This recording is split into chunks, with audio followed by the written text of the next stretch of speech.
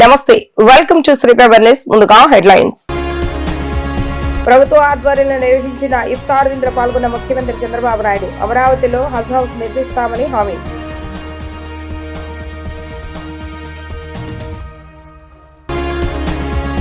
గృహ అవసరాలకు ఓటీపీ ఆధారంగా గ్యాస్ సరఫరా చేస్తున్నామన్న మంత్రి నాదెండ్ల మనోహర్. బ్లాక్ మార్కెట్ కు తరలించే ఏజెన్సీలపై కేసు నమోదు చేస్తామని వెల్లడి. అమరజీవి పొట్టి శ్రీరాములు కుటుంబం ట్రస్ట్ సభ్యులకు మంత్రి లోకేష్ ఆత్మీయ విందు. అమరజీవి త్యాగ శిల్పం చాలా బాగుందని కితాబు. ముస్లింలకు ప్రభుత్వం ఎల్లప్పుడూ అండగా ఉంటుందని వారి సంక్షేమానికి కట్టుబడి ఉన్నామని సీఎం చంద్రబాబు నాయుడు తెలిపారు. ఇమాం మౌజాన్లకు ఇచ్చే గౌరవ వేతన బకాయిలు 45 కోట్ల రూపాయలు వెంటనే విడుదల చేస్తామని అన్నారు. రాజధాని అమరావతిలో నూతనంగా హౌస్ హౌస్ నిర్మిస్తామని హామీ ఇచ్చారు. కూటమి ప్రభుత్వం వచ్చిన తర్వాత గత 21 మాసాల్లో ముస్లింలకు అనేక సంక్షేమ పథకాలు అందించామని తెలిపారు. ప్రభుత్వం ఏర్పాటు చేసిన ఇఫ్తార్ విందులో సీఎం చంద్రబాబు నాయుడు పాల్గొన్నారు. తొలుత ముస్లిం సోదరులతో కలిసి ప్రార్థనలు చేశారు. ఈ సందర్భంగా వారికి రంజాన్ శుభాకాంక్షలు తెలిపారు. అనంతరం సీఎం మాట్లాడుతూ కడపలో అసంపూర్తిగా ఉన్న హజ్ హౌస్ ను త్వరలో పూర్తి చేసి అందుబాటుకు తీసుకొస్తామని అన్నారు. 4.38 లక్షల మంది ముస్లింలకు ఎన్టీఆర్ భరోసా పింఛన్లు ఇస్తున్నాం. ఏడాదికి 3,511 కోట్ల రూపాయలు ఖర్చు చేస్తున్నాం. 4.5 లక్షల మంది ముస్లిం విద్యార్థులకు తల్లికి వందనం ఇస్తున్నాం.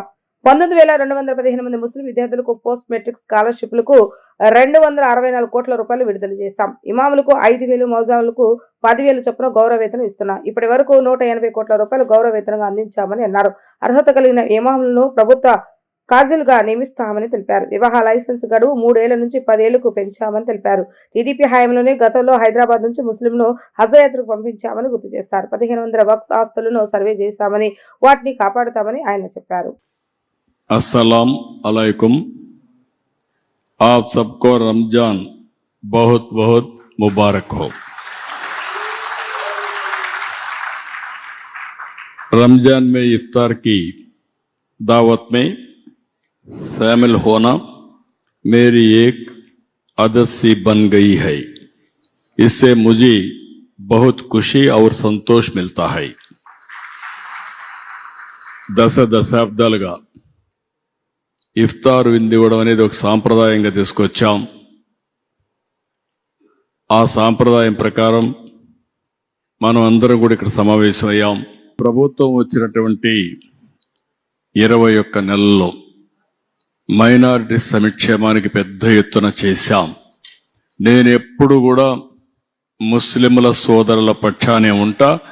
ఎక్కువ కార్యక్రమాలు చేశామంటే దానికి కారణం మీలో ఉండే పేదరికం మిమ్మల్ని ఆర్థికంగా, రాజకీయంగా, సామాజికంగా పైకి తేవాలని ఆలోచించనే చేశాం.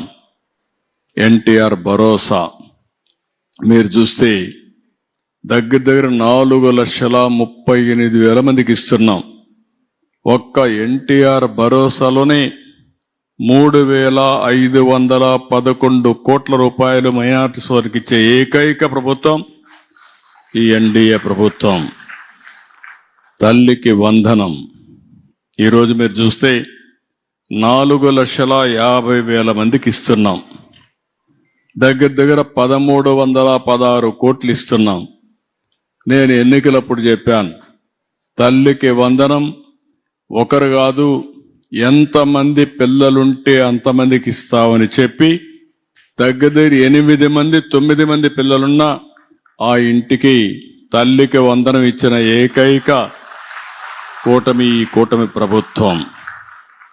పోస్ట్ మెట్రిక్ స్కాలర్షిప్లు 19,215 మందికి 264 కోట్లు ఇస్తున్నాం.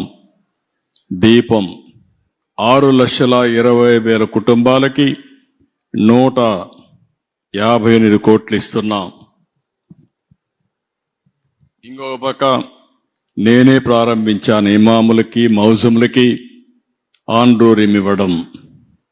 మౌజములకైతే 10,000, ఇమాములకు 10,000, మౌజములకు 5,000. అదే మాదిరిగా ఇప్పటికి 180 కోట్లు ఇచ్చాం.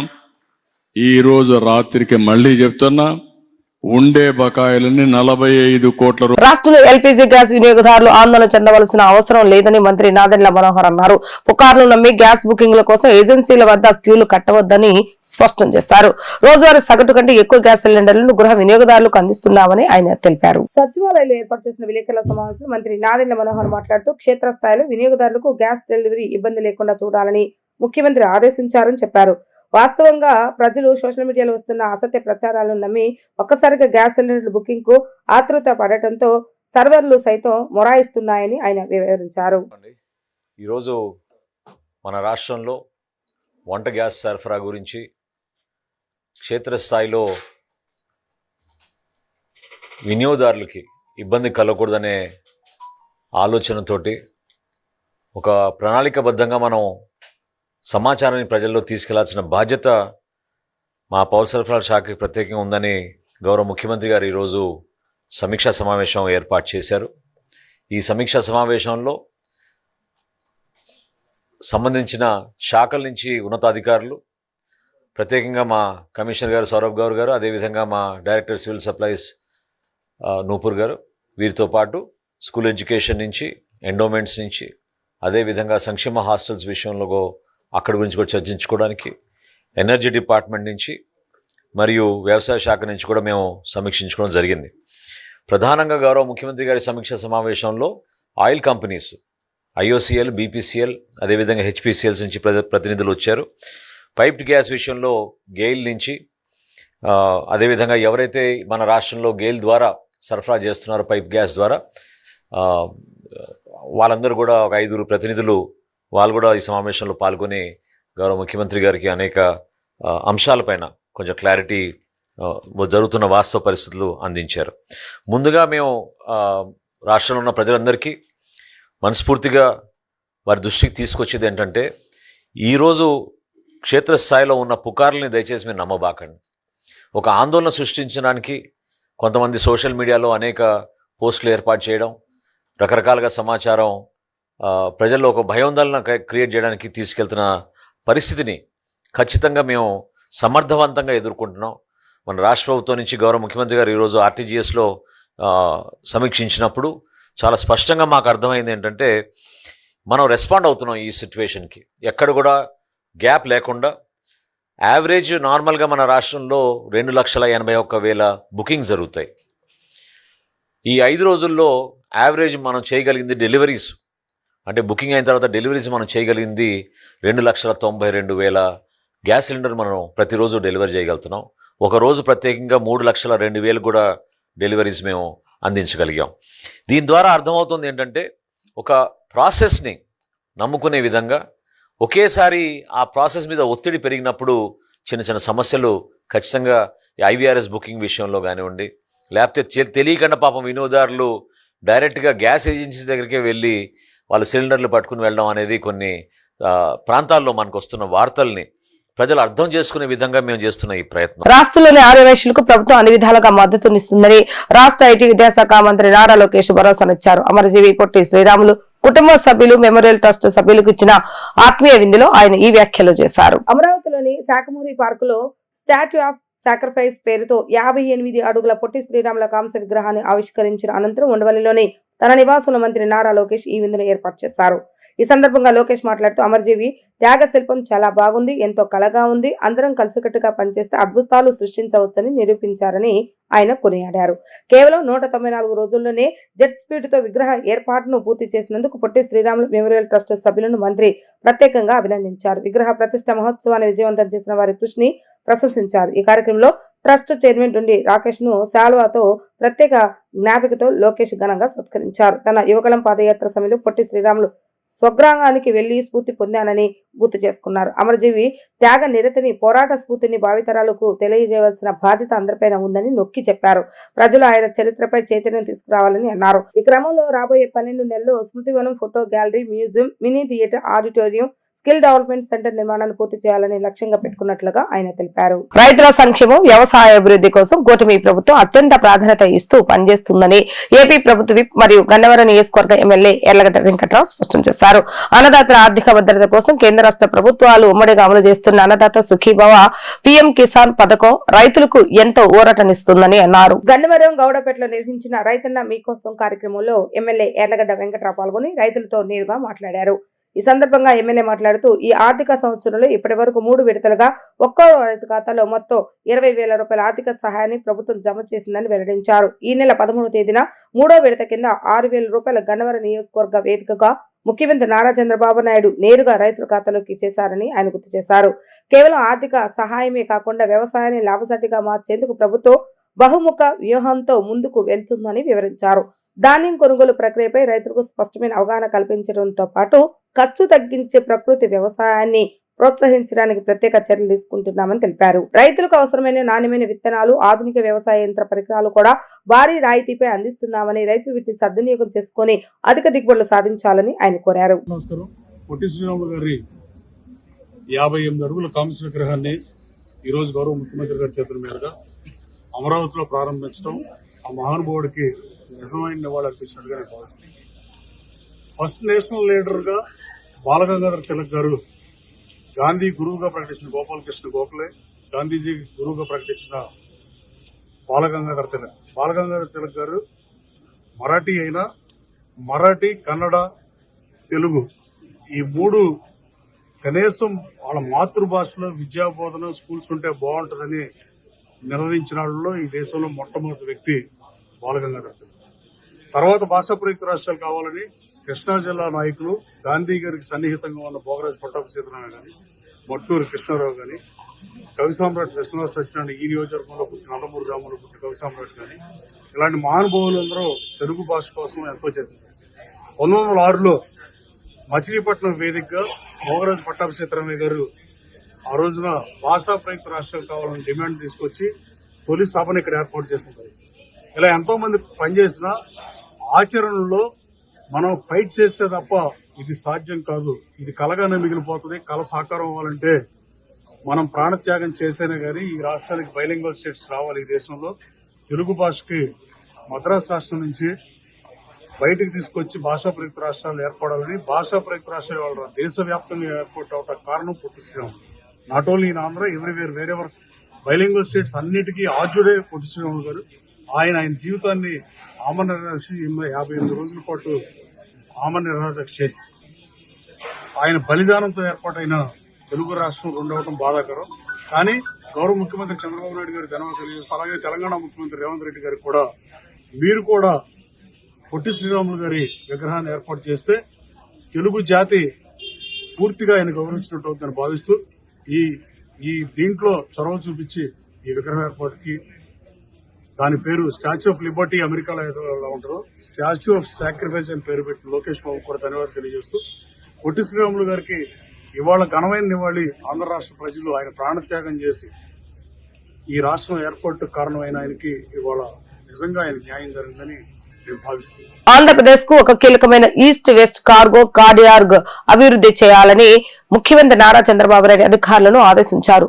రామయ్యపట్నం నుంచి కడప స్టీల్ ప్లాంట్ వరకు ప్రత్యేక రైల్వే మార్గాన్ని ఏర్పాటు చేసేందుకు రైల్వే శాఖ ఆమోదం తెలిపిందని ఆయన వెల్లడించారు. రాష్ట్రంలో నూతనంగా నిర్మిస్తున్న పోర్టులు, షిప్పింగ్ హార్బర్ల పనుల పురోగతిపై సచివాలయంలో ముఖ్యమంత్రి నారా చంద్రబాబు నాయుడు ఉన్నత స్థాయి సమీక్ష నిర్వహించారు. ఈ సందర్భంగా మూలపేట, మచిలీపట్నం, రామయ్యపట్నం పోర్టులలో కార్గో కార్యకలాపాలను వీలైనంత త్వరగా ప్రారంభించాలని స్పష్టం చేశారు. ఈ 3 పోర్టుల ద్వారా పొరుగు రాష్ట్రాలైన ఒడిశా, ఛత్తీస్గఢ్, మధ్యప్రదేశ్, మహారాష్ట్ర, తెలంగాణ, కర్ణాటకల నుంచి సరుకు రవాణా జరిగేలాగా చర్యలు చేపట్టాలని ముఖ్యమంత్రి సూచించారు. మచిలీపట్నం, రామయ్యపట్నం పోర్టులను 2026 డిసెంబర్ నాటికి పూర్తి చేస్తామని అధికారులు సీఎంకు వివరించారు. Bharat petroleum corporation BPCL refinery ఏర్పాటు తర్వాత రామయ్యపట్నం పోర్టు ఒక ప్రధాన కంటైనర్ బాల్కో కార్గో కేంద్రంగా మారుతుందని చంద్రబాబు నాయుడు ఆశాభావం వ్యక్తం చేశారు. పోర్టులకు సమీపంలో పోర్టు టౌన్షిప్లను ఏర్పాటు చేయడం ద్వారా వాణిజ్య కార్యకలాపాలు పెరుగుతాయని, పారిశ్రామిక కారిడార్ల అభివృద్ధికి కూడా అపార అవకాశాలు ఉన్నాయని సీఎం దిశానిర్దేశం చేశారు.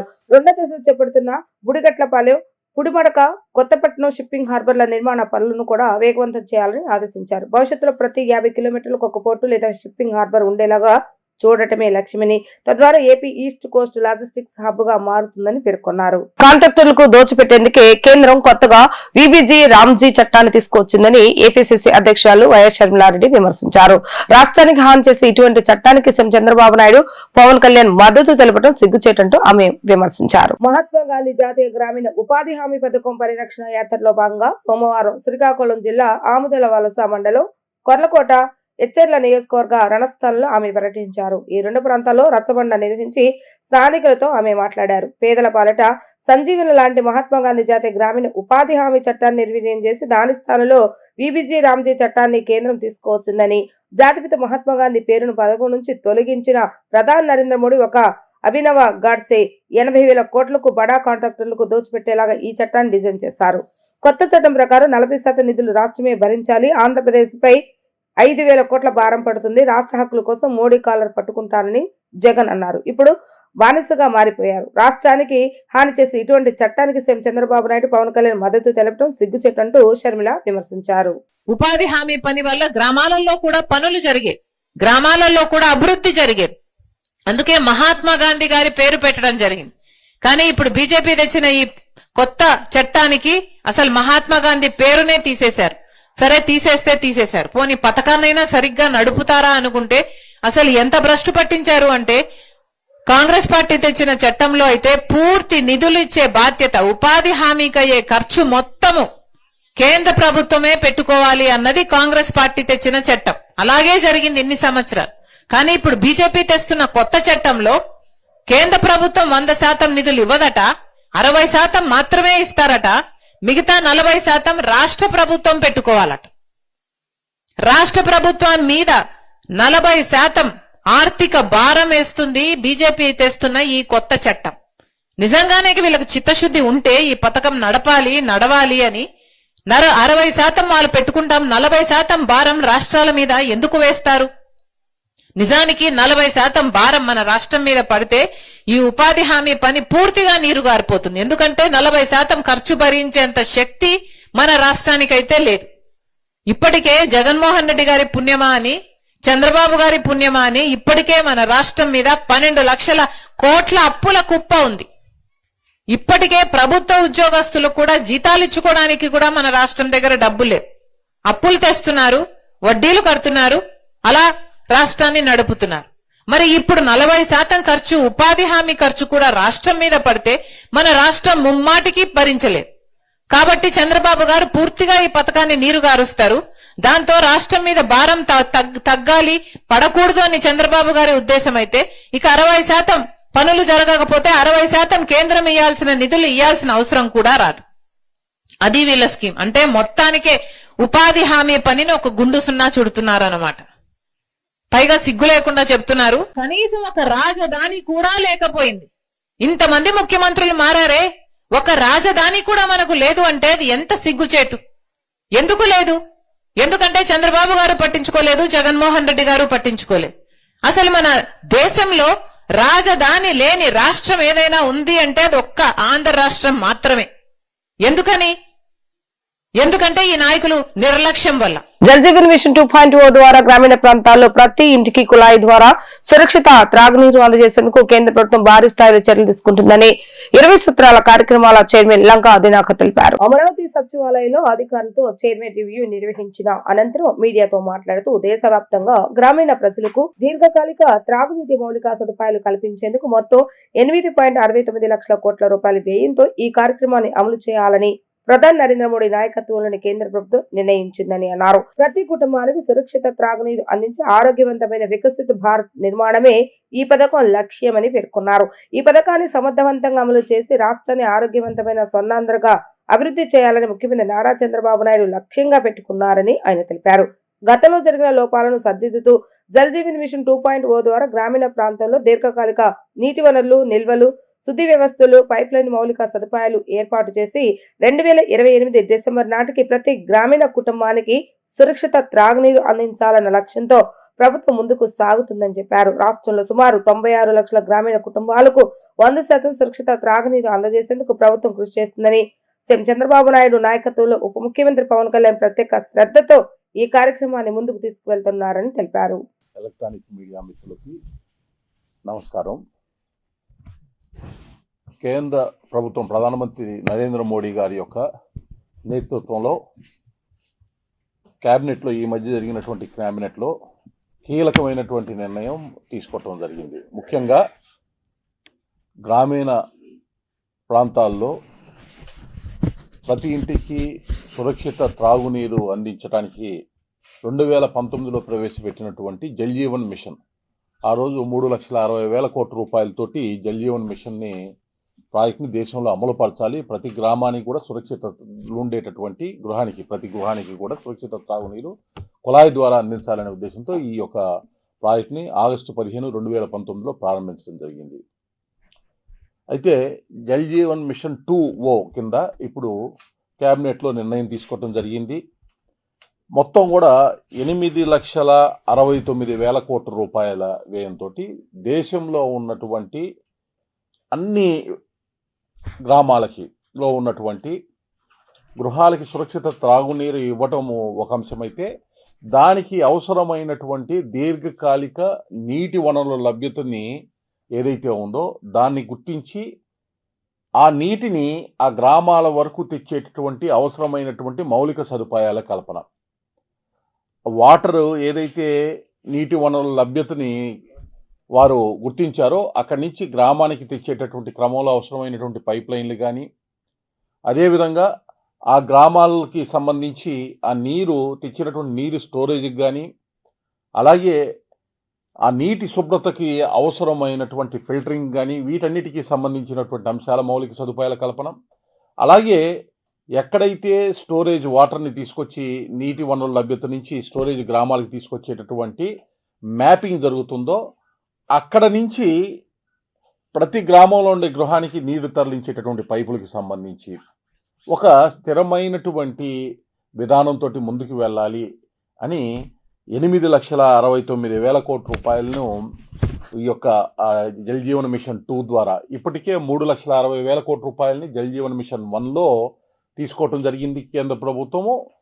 ఇంకొక దాదాపు 5 లక్షల కోట్లకు పైగా ఇప్పుడు అదనంగా నిధులు కేంద్ర ప్రభుత్వము, రాష్ట్ర ప్రభుత్వము, అదేవిధంగా ప్రైవేటు భాగస్వామ్యాన్ని కూడా అవసరమైన దగ్గర తీసుకోవటం ద్వారా ఈ నిధులు సమకూర్చుకోవాలనేటటువంటి నిర్ణయాన్ని తీసుకోవటం, దానికి అవసరమైనటువంటి క్యాబినెట్ నిర్ణయాన్ని ఈ మధ్యనే ఏదైతే కేంద్ర ప్రభుత్వం నరేంద్ర మోడీజీ గారి యొక్క ఆధ్వర్యంలో తీసుకోవటం శుభపరిణామం. ముందుగా విజయవాడ నగర అభివృద్ధిలో భాగస్వామి అవటం సంతోషంగా ఉందని విజయవాడ నగర మేయర్ ఆయన భాగ్యలక్ష్మి తెలిపారు. మాజీ సీఎం జగన్ బీసీ మహిళలను అయిన తనకు మేయర్ అవకాశం కల్పించారని, విజయవాడ నగర అభివృద్ధికి పూర్తి సహకారం అందించారని చెప్పారు. కూటమి ప్రభుత్వం అధికారంలోకి వచ్చిన తర్వాత విజయవాడ నగర అభివృద్ధి ఆగిపోయిందని, నగర పరిస్థితి ఎక్కడ వేసిన గొంగళి అక్కడే ఉంది అన్న చందంగా మారిపోయిందని విమర్శలు గుప్పించారు. రాయన భాగ్యలక్ష్మి విజయవాడ మేయర్ హోదాలో చివరిగా మీడియా సమావేశాన్ని నగరపాలక సంస్థలోని తన కార్యాలయంలో నిర్వహించారు. ఈ సందర్భంగా ఆమె మాట్లాడుతూ 5 ఏళ్ల మేయర్గా తన బాధ్యతలను పూర్తి చేయడం సంతోషంగా ఉందన్నారు.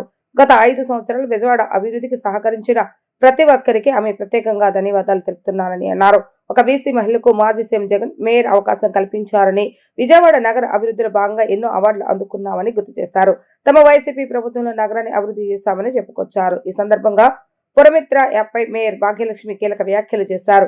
పురమిత్ర యాప్ ను రద్దు చేయాలని, పురమిత్ర యాప్ ద్వారా 50% నిధులు ప్రభుత్వానికి వెళ్తున్నాయని ఆరోపించారు.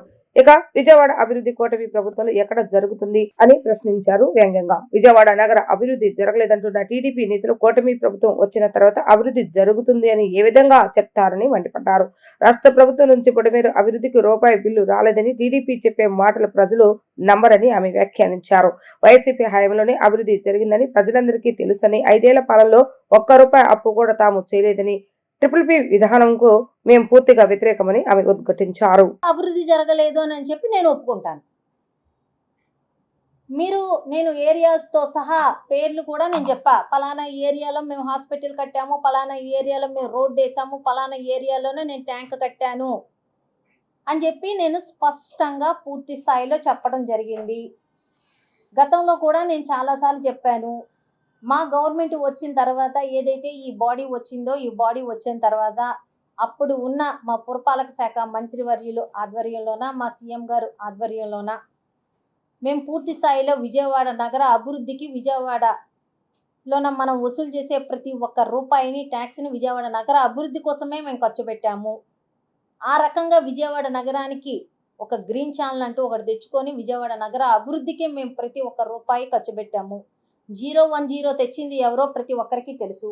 జగన్మోహన్ రెడ్డి గారు వచ్చిన తర్వాత 010 వచ్చింది. జగన్మోహన్ రెడ్డి గారు ఇంప్లిమెంట్ చేశారు కాబట్టి 010 వచ్చింది. ఈరోజు మున్సిపల్ అధికారులు ఎంతమంది ఉన్నారో మున్సిపల్ ఎంప్లాయీస్ ప్రతి ఒక్కరూ గవర్నమెంట్ ద్వారా జీతాలు తీసుకుంటున్నారు. ఇది కూడా మనందరికీ తెలుసు. అలాగే ఏదైతే ఆఫ్ కాస్ట్ వర్కర్లు మనకు 5,000 మంది ఉన్నారు. 5,000 మంది ఆఫ్ కాస్ట్ వర్కర్లకి 6,000 చొప్పున 15,000 కార్పొరేషన్ జీతం ఇస్తే 6,000 హెల్త్ ఇన్సూరెన్స్ కింద ఆ రోజు జగన్మోహన్ రెడ్డి గారే పంపించేవారు. ఆ రకంగా విజయవాడ నగరం మీద కానీ విజయవాడ నగరంలో వసూలు చేస్తున్న ట్యాక్సుల మీద కానీ ఎలాంటి భారము లేకుండా విజయవాడ నగర అభివృద్ధి అన్నది జరిగింది. ఈరోజు మనం చూస్తున్నాము పురమిత్ర యాప్ అని పెట్టారు. ఈరోజు విజయవాడ నగరంలోన ఏదైతే మనం వసూలు చేస్తున్నామో అవి 50% డబ్బులు పురమిత్ర యాప్ ద్వారా గవర్నమెంట్కి పోతున్నాయి. అవి మళ్ళీ ఎప్పుడు కాంట్రాక్టర్ల చెల్లింపులు జరిగేది, ఎప్పుడు విజయవాడ నగరం అభివృద్ధి జరిగేది? ఇంకా 50% అంటారా? విజయవాడ నగరంలో ఉన్న ఆఫ్కాస్ ఎంప్లాయీస్కి జీతాలకే సరిపోతుంది. జీతాలకి మనకి వాహనాలు ఉన్నాయి, క్లీనింగ్ వాహనాలు ఉన్నాయి, వాటికి కట్టాలి, కరెంటు బిల్లులు ఉంటాయి, ట్యాక్సులు ఉంటాయి. ఇవన్నీ 40% 50% వీటికే పోతున్నాయి. ఇంకా ఉన్న 50% విజయవాడ నగరంలో ఉంటే విజయవాడ నగర అభివృద్ధి అన్నది జరిగేది. అది మానేసి పురమిత్ర అని ఒక యాప్ పెట్టి ఆ యాప్ ద్వారా ప్రతి ఒక్క రూపాయి లాగేస్తూ ఉంటే విజయవాడ నగర అభివృద్ధి ఎలా జరిగిద్ది? గతంలో జరగలేదని మీరు ఎలా చెప్తున్నారు, ఇప్పుడు జరిగిద్దని మీరు ఏ రకంగా చెప్తున్నారు? సంవత్సరానికి 150 కోట్లు ఇస్తామని చెప్పి మన బుడమేరు వరదల్లోన తెలియచేయటం జరిగింది. ఇంతవరకు విజయవాడ నగరపాలక సంస్థకు ఒక్క రూపాయి కూడా స్టేట్ నుంచి రాలేదు.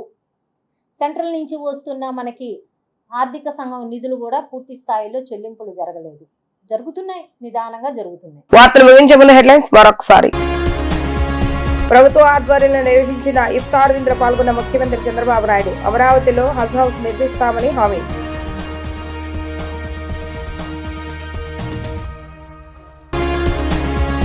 గృహ అవసరాలకు ఓటీపీ ఆధారంగా గ్యాస్ సరఫరా చేస్తున్నామన్న మంత్రి నాదెండ్ల మనోహర్. బ్లాక్ మార్కెట్ కు తరలించే ఏజెన్సీలపై కేసు నమోదు చేస్తామని వెల్లడి. అమరజీవి పొట్టి శ్రీరాములు కూటమి ట్రస్ట్ సభ్యులకు మంత్రి లోకేష్ ఆత్మీయ విందు. అమరజీవి త్యాగ శిల్పం చాలా బాగుందని కితాబు. ఇవి రోజు వార్తా విశేషాలు. మరలా తిరిగి ప్రసారమయ్యే వార్తల్లో మళ్ళీ కలుద్దాం. అంతవరకు సెలవు. నమస్కారం.